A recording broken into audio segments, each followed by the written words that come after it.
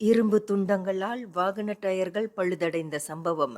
Lorry ஓட்டுநர் அடையாளம் காணப்பட்டார்.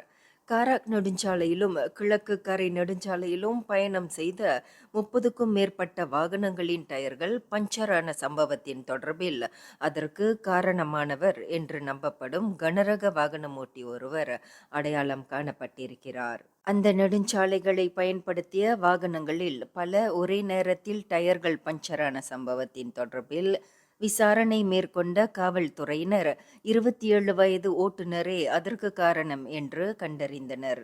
சம்பவத்தன்று ஸ்லாங்கூர் பலாகோங்கிலிருந்து குவாந்தான் கே பெங்கை நோக்கி பழைய இரும்பு சாமான்களுடன் பயணித்த லோரி ஒன்றிலிருந்து அந்த இரும்பு துண்டங்கள் சாலையில் கொட்டப்பட்டது கண்டறியப்பட்டது என்று பெந்தோங் மாவட்ட காவல்துறை தலைவர் சூப்பரிண்டென்டன்ட் ஜைஹா முகமட் கஹார் தெரிவித்தார்.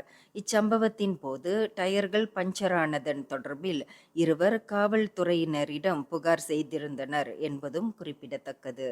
இந்தியர்களின் இதய குரல் மக்களோசை.